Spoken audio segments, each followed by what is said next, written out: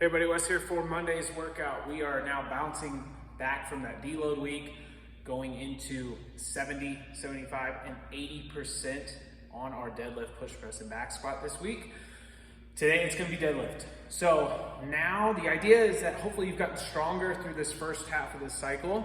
And so when you're at your 70%, you're doing 2 sets of 5. If you feel like it's good and you wanna add a little bit of weight, maybe that's 2.5s or 5s, you can do that at you're basically adding a little bit to your percentage, because in theory, if you've gotten stronger, your 70% may now be more like a 65%. Same thing with our 75 and 80% that we're doing. But only do it if it's feeling good and it feels like the technique is staying where it needs to be. So you will have that option. One thing that we're gonna do for class today to get us in that mindset of really activating the lats on our deadlift and keeping the bar close is a PVC band deadlift drill. So if you have that band at the bottom of the rig, we have our PVC around. We're gonna keep that bar close. And what this does with that band trying to pull that bar away is you really have to activate the back of those lats on your deadlift to keep the bar close. Okay, so it can't float away without you feeling it. As you're keeping that bar glued to the body, you will feel those lats really working, everything staying tight to keep that bar. You'll also notice if you tend to just let it sort of pop out away from you at any moment in the lift. So that's a really good drill for that.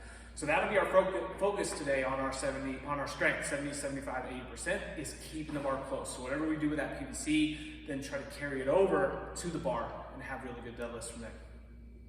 For the workout itself, we have every 2 minutes times 5, 8 deadlifts. We want to be able to do those unbroken.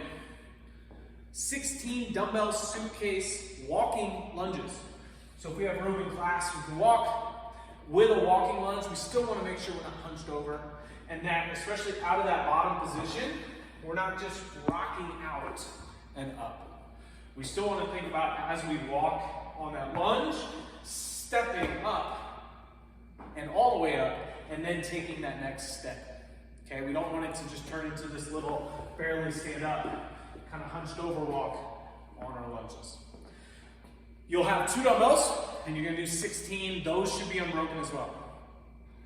That should take you about a minute, maybe a minute 15 to get through the deadlifts and the walking lunges, or we could just do forward lunges in place. And whatever's left in the 2 minutes, you're going to do dumbbell slides. So we get into that high plank position. We want to have our feet wide so that we're not turning as we go.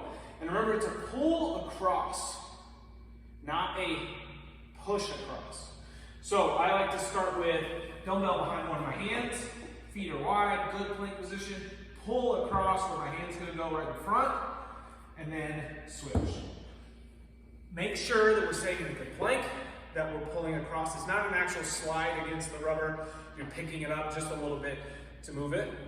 But in that maybe 45 seconds to a minute, you will have, the goal is to get 16 to 20 of those dumbbell slides. You then get to rest for a minute in between. So use up that full 2 minutes each time you go. If whatever you get for that first round, we'll try to maintain it over the rest of the 4 that you have coming. But that'll be the goal, is to stay consistent, make sure the deadlift and lunges stay unbroken, and that those slides we can try to be consistent with as we go. Have fun, everybody. I'll see you on Monday.